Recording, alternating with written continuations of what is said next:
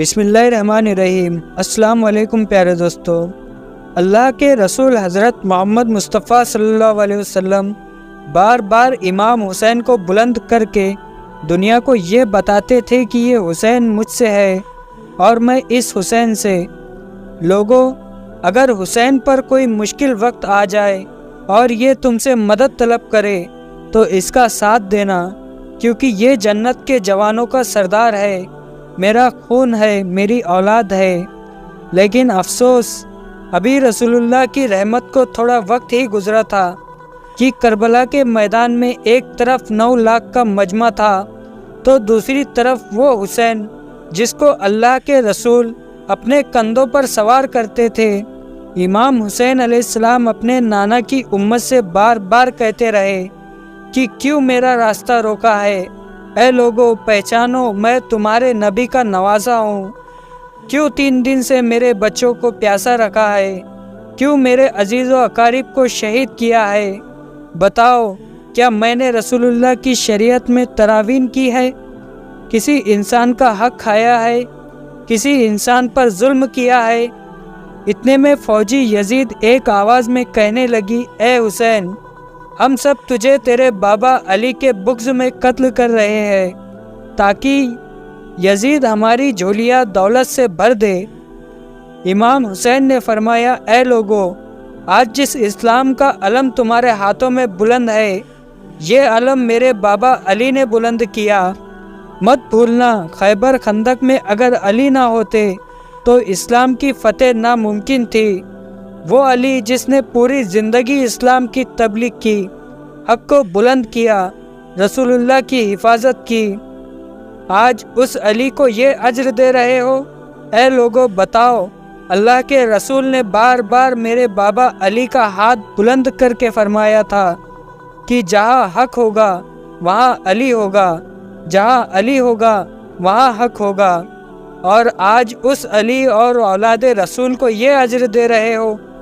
اتنے میں یزید کی فوج کے سپہ سالاروں نے دیکھا کہ کہیں فوج میں بغاوت نہ ہو جائے۔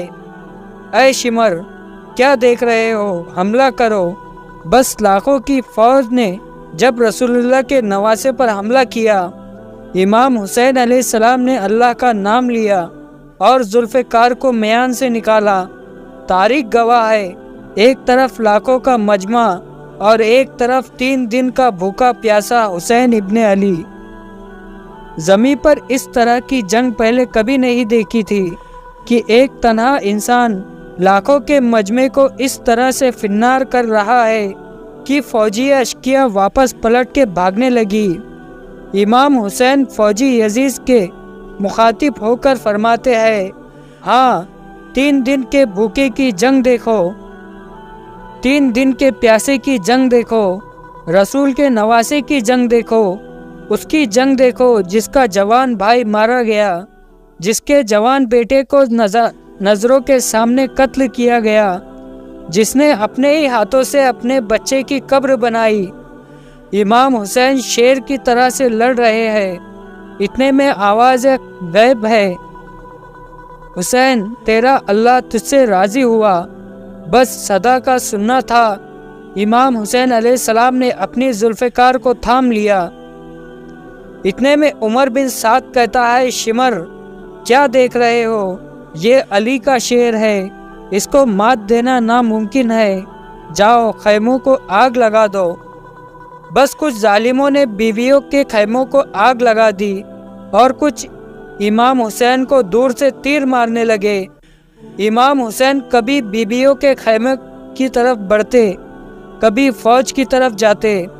عمر بن سعد اور شمر نے فوج کو 4 حصوں میں تقسیم کر دیا اور یہ کہا کہ کوئی بھی حسین کے قریب نہ جائے، جس کے پاس جو چیز ہے وہ دور سے حسین کو مارے۔ جس کے پاس نیزہ تھا اس نے نیزہ مارا، جس کے پاس تیر تھے وہ تیر مارتا رہا، جس کے پاس برچی تھی وہ برچی مارنے لگا۔ تاریخ نے لکھا ہے، جس کے پاس مارنے کو کچھ نہ تھا وہ کربلا کی گرم زمین سے مٹی اٹھا کے امام حسین کی طرف پھینکتا رہا۔ امام حسین کے جسم مبارک پر ہزاروں زخم لگتے رہے۔ آپ کے جسم مبارک پر اتنے تیر تھے کہ آپ کا جسم مبارک نظر تک نہیں آ رہا تھا۔ بس جیسے ہی نواسائے رسول گھوڑے کی زین سے زمین پر آتے ہیں، فوج یزید جھومنا شروع کر دیتی ہے، لیکن اتنے میں وہ گھوڑا جس پر آپ سواری کیا کرتے تھے وہ امام حسین کے چاروں طرف گھومنا شروع کر دیتا ہے تاکہ ان تیروں سے میں اپنے آقا حسین کو بچا لوں۔ گھوڑا دوڑ ہی رہا تھا، اتنے میں عمر بن سعد نے کہا، لوگوں رکو، میں نے اپنی آنکھوں سے دیکھا تھا، اس گھوڑے پر اللہ کے رسول سواری کرتے تھے، کہیں تیر اس گھوڑے کو نہ لگے، اور یوں تیروں کا چلنا بند کیا گیا۔ افسوس ہے ان لوگوں کو اس گھوڑے کا تو احترام معلوم تھا جس پہ رسول اللہ سواری کیا کرتے تھے، لیکن اس حسین کا احترام بھول چکے تھے جن کو اپنے کندھوں پر سوار کر کے امت کو دکھایا کرتے تھے۔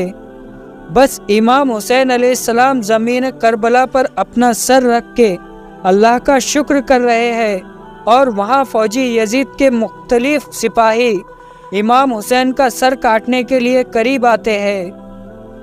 جو بھی قریب آ کر امام حسین کے سر کو دیکھے تو اسے امام حسین کے چہرے میں رسول اللہ کا چہرہ نظر آئے اور وہ چیخ کے دور چلا جائے۔ اتنے میں شمر کہنے لگا، یہ کام مجھ سے ہی ہونا ہے۔ جیسے ہی شمر نے خنجر امام حسین کے گلے پر رکھا تو وہ دیکھے امام حسین کے لب ہل رہے ہیں۔ اس نے سوچا ہم نے حسین کا پورا خاندان قتل کر دیا۔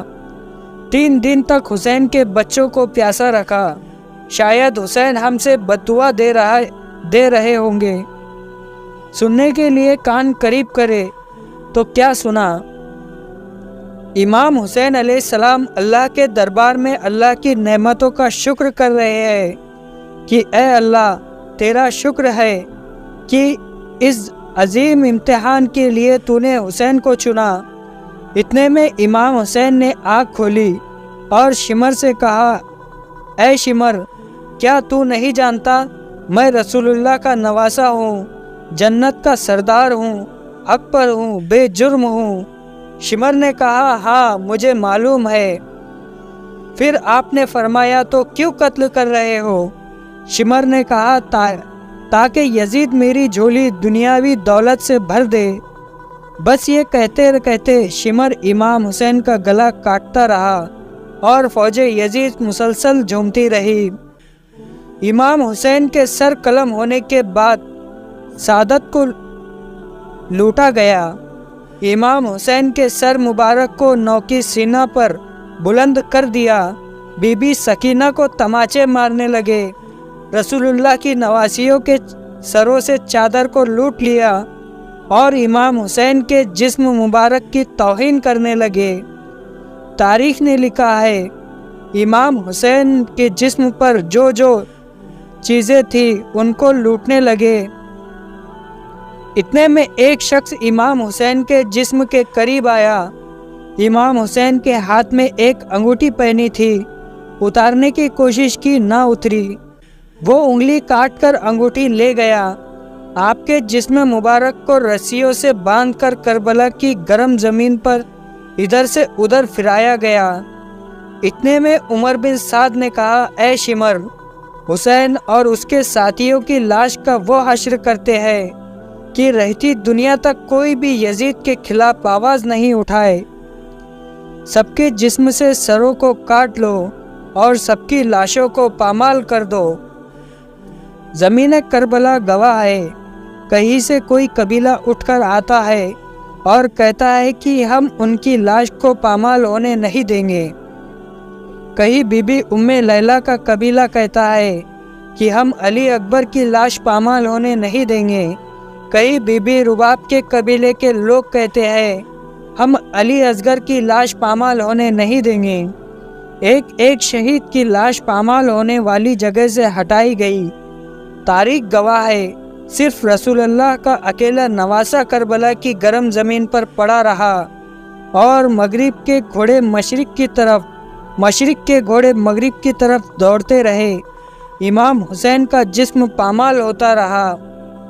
امام جعفر صادق علیہ السلام فرماتے ہیں، میرا سلام ہو میرے اس غریب دادا پر جس کی لاش کو اس طرح سے پامال کیا گیا کہ ان کی دائیں پسلیاں بائیں پسلی کی طرف چلی گئی اور بائیں پسلی دائیں پسلی کی طرف چلی گئی، جن کا سینہ اور پشت ایک ساتھ ہو گیا۔ سلام ہو میرے اس دادا حسین پر جن کے جسم مبارک کے ٹکڑوں کو زمین کربلا پر بکھیرا گیا۔ سلام ہو، سلام ہو، سلام ہو۔ پیارے دوستو، امام حسین کی محبت میں کمنٹ میں یا حسین لکھ کر چینل کو سبسکرائب کر لے اور بیل آئیکن کو پریس کر لے۔ ملتے ہیں ایک نئی ویڈیو کے ساتھ، تب تک کے لیے اللہ حافظ، السلام علیکم۔